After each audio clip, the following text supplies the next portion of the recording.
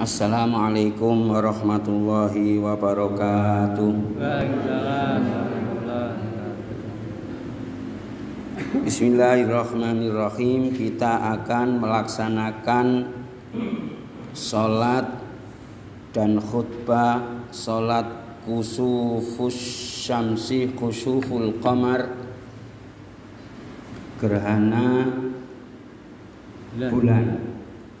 Nanti kita laksanakan jam 6.10 ya. Masih ada waktu 10 menit. Sebelumnya marilah kita bersama-sama noto niat. Bismillahirrahmanirrahim. Bismillahirrahmanirrahim. Nawaitul i'tikafa fi hadzal masjidi lillahi ta'ala. Ya Allah, saya niat maghrib sampai isya i'tikaf di masjid ini karenamu, lillahi ta'ala.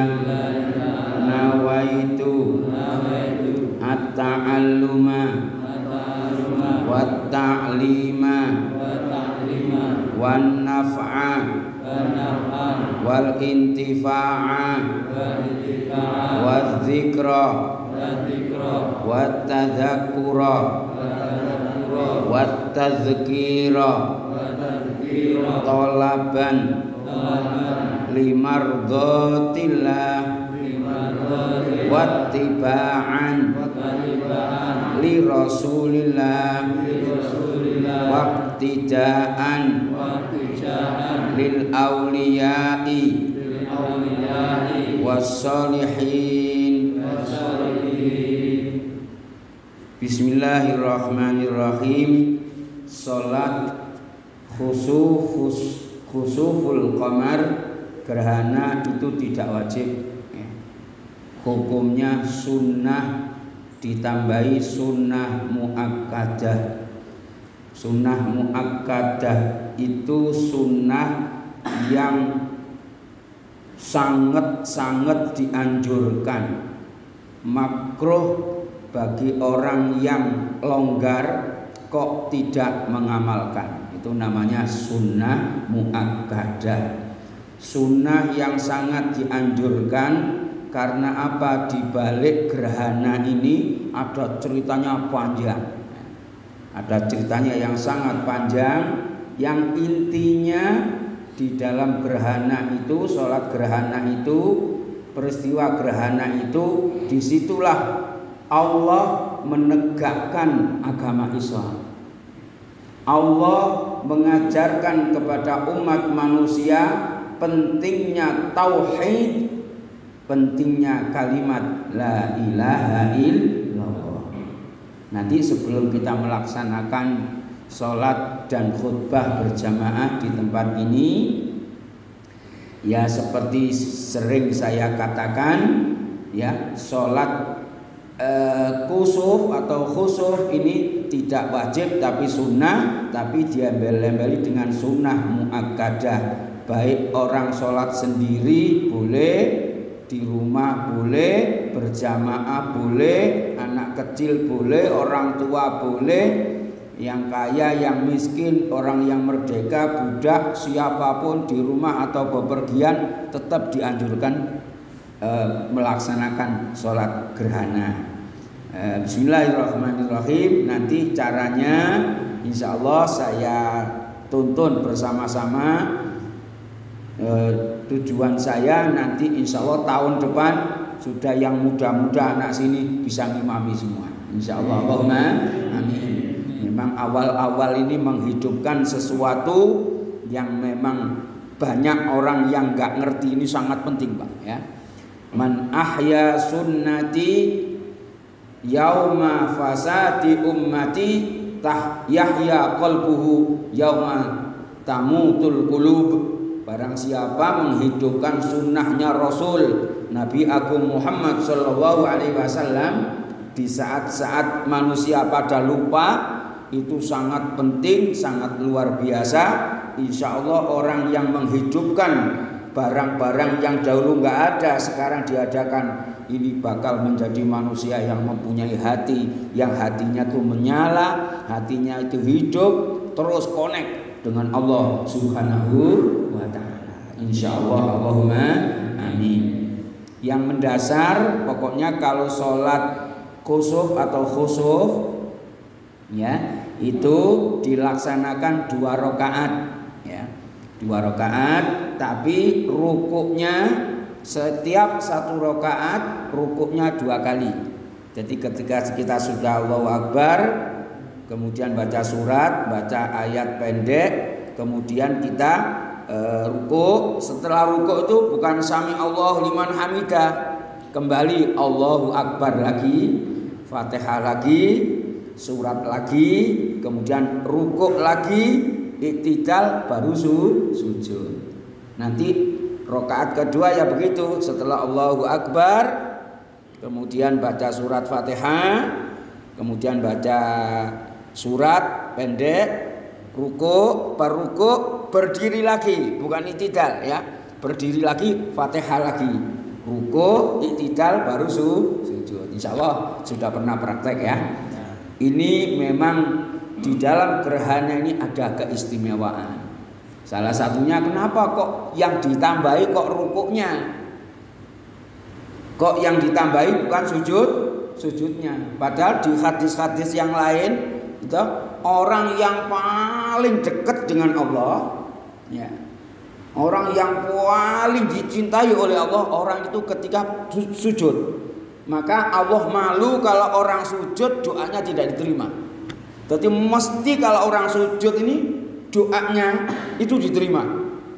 Maka dipilihkan oleh Rasulullah Shallallahu Alaihi Wasallam doa antara kedua sujud ini ada 8. Rabbighfirli warhamni wajburni warfa'ni warzuqni wahdini wa'afini wa'fu anni. Ini memang doa kebutuhan manusia ya itu. Tapi khusus gerhana ini kok rukuknya yang ditambahi, ada apa ini? Ya itulah yang ada di dalam Al-Quran yang dikatakan warka'u ma'ar raki'in. Memang sesekali kau tuh harus mau rukuk bersama malaikat yang pekerjaannya memang rukuk kepada Allah Subhanahu wa ta'ala. Karena rukuk ini dengan sujud itu, rukuk ada keistimewaannya, sujud ada keistimewaannya. Apa sujud keistimewaannya? Kalau sujud keistimewaannya kita menaruh barang yang paling berharga, yang paling mahal nilainya, yang selalu kita jaga setiap hari, setiap malam. Kalau kita naik kendaraan kita pakai helm, kalau kita kemana-mana mulut kita pakai masker. Barang yang mulia ini ditancapkan di atas tanah. Karena apa? Karena kau betul-betul merendah, tawadhu, khudu, ikhtidar, ikhtisar, ikhtidah, datang Allah Subhanahu wa ta'ala. Maka nilainya sujud ini luar biasa. Tidak kalah pentingnya rukuk juga luar biasa. Maka Allah mengatakan warka'u ma'ar raki'in. Rukuk itu ibadah manusia yang dilakukan setengah badan. Dikatakan berdiri tidak, dikatakan delosor sujud juga tidak. Itu namanya rukuk. Apa itu? Ternyata di dalam bab asrarus shalah, asrarur rukuk itu keistimewaannya satu, untuk menyadarkan manusia bahwa manusia itu sebenarnya dengan hewan, dengan makhluk lain sama ciptaan Allah Subhanahu wa ta'ala. Tidak ada kesempatan sombong bagi manusia, karena sejatinya manusia itu seakan-akan mungkruk, seakan-akan tangan taruh di depan, tangan kanan di depan, tangan kiri di depan, kaki kanan di belakang, kaki kiri di belakang. Seandainya manusia ada buntutnya, ambil kambing sama, dengan sapi sama. Artinya apa? Ternyata semua yang hidup di dunia ini satu-satunya ciptaan Allah Subhanahu wa ta'ala. Sekarang ganti matahari dan bulan. Tahun kedua hijrahnya Rasul Sallallahu Alaihi Wasallam ada kejadian seperti ini, ada gerhana bulan. Pada tahun kelima ada peristiwa gerhana matahari. Orang zaman itu, di zaman Rasul Muhammad SAW, masih ada orang-orang yang menyembah matahari. Masih ada kelompok umat manusia yang masih menyembah bulan. Satu, ya. Maka ketika gerhana matahari, ketika gerhana bulan, ketika terjadi itu, semua manusia itu banyak yang mengatakan itu loh sebenarnya bulan dan matahari sekarang bikin heboh. Memang itu Tuhan kita, katanya orang-orang kafir.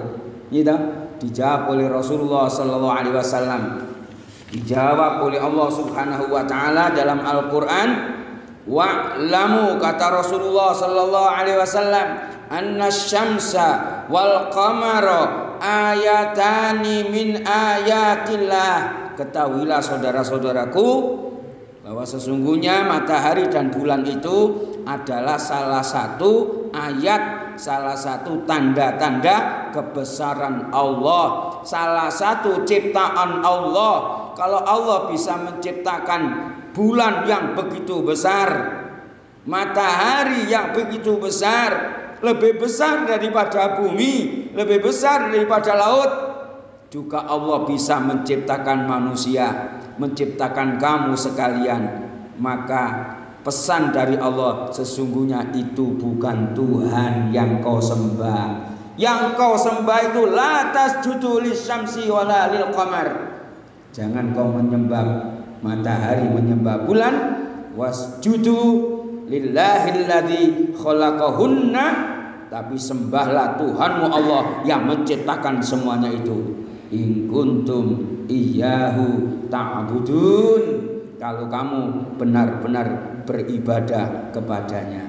Satu. Yang terakhir, Rasulullah Sallallahu Alaihi Wasallam punya anak itu banyak. 7 anaknya Rasulullah, ya. Wasab'atun auladuhu faminhumu salasatun minadz-dzukuri tufhamu Qasim wa Abdullahi wa huwa thayyibu wa tahirun bi dzaini dzayulaqabu. Atahu Ibrahimu min Sariyah fa ummuhu Mariyatul Kibtiyah. Rasulullah punya anak 4 yang laki, ya, yang laki 4. Tiga-tiganya meninggal yang laki itu. Kemudian yang Ibrahim itu anak yang laki yang terakhir. Nah, itu yang dari ibu Mariyatul Kibtiyah. Yang dari Khadijah semuanya meninggal. Kemudian yang punya anak putri 3. Allahumma shalli ala Muhammad. Rasulullah ketika pada kejadian ada gerhana ini, anaknya Rasulullah yang namanya Ibrahim itu meninggal. Allahumma shalli ala Muhammad. Orang kafir tepuk tangan. Muhammad, lihat dia itu. Dia anaknya yang lelaki meninggal juga. Maka Muhammad ini buntung, Muhammad ini sudah nasibnya sial, Muhammad ini hancur, Muhammad ini tidak ada generasi penerus. Karena keyakinan orang Arab waktu itu, yang namanya penerus perjuangan itu mesti dari anaknya. Satu-satunya anak Rasulullah yang laki yang diharapkan mungkin pada saat itu yang bernama Ibrahim meninggal juga. Rasakan Muhammad anaknya meninggal. Sekarang Muhammad buntung, nasibnya sial. Dijawab oleh Allah Subhanahu wa taala, inna a'tainakal kausar fasholli li rabbika wanhar inna syani'aka wal abtar. Muhammad, jangan khawatir, yang ngomong kau itu buntung, yang ngomong kau itu sial, yang ngomong kau tidak punya keturunan lagi. Biarkan, aku akan memberimu kebaikan Al-Kautsar yang lebar, yang banyak. Nanti anakmu, cucumu tersebar di seluruh dunia. Urusan saya, kata Allah. Allahumma shalli ala Muhammad. Inna syani'aka huwal abtar. Orang-orang yang ngelek-ngelek kamu itu nanti dia yang buntung. Saya yang atur bumi, saya yang atur bulan, saya yang atur bintang, saya yang atur matahari, saya yang mengatur segala-galanya. Kau jangan khawatir. Allahumma shalli ala Muhammad. Allahumma shalli ala Muhammad. Maka sebagai gantinya janjinya Allah ditepati. Walaupun Nabi Muhammad tidak punya anak lelaki yang mewarisi, tapi ternyata Rasulullah dibisiki oleh malaikat Jibril, nanti yang mewarisi ilmumu, nanti anakmu perempuan, nanti lahirnya tanggal sekian, jam sekian, terus nanti beri nama anakmu itu Fatimah. Maka akhirnya Fatimah inilah Rasulullah bertanya kembali, kenapa kok harus saya beri nama Fatimah? Li'annaha wa dzurriyyataha mimman fatamallahu aninna. Muhammad, anakmu, putrimu yang bernama Fatimah, dan nanti semua anak-anak keturunannya manusia yang diharamkan oleh Allah, dijauhkan oleh Allah dari api Fatimah. Dia Fatimah dan semua anak keturunannya, maka estafet ilmu itu manusia super yang dari diharamkan oleh Allah, dijauhkan oleh Allah Subhanahu wa taala dari bahaya punya anak neraka. Hasan wal Husain, Maka lahirlah anak Ali Zainal Abidin, Fatimah, punya anak nama Sayyidina Hasan dan Husain. Maka lahirna Sayyidina Ali Zainal Abidin, maka lahirna Sayyidina Muhammad Al-Baqir, Sayyidina Ja'far As-Sadiq, Sayyidina Ali Al-Uraidi, Sayyidina Muhammad An-Nakib, Sayyidina Isa Ar-Rumi, sampai Al-Faqih Muqaddam Muhammad bin Ali Ba'alawi, sampai seterusnya, sampai tersebar di seluruh dunia. Semoga kita diberi tambahan ilmu oleh Allah Subhanahu wa taala, bisa ikut jejak mereka. Rabbi fanfa'na bi barakatihim wahdinal husna bi hurmatihim wa amitna fi tariqatihim wa mu'afatim minal fitani.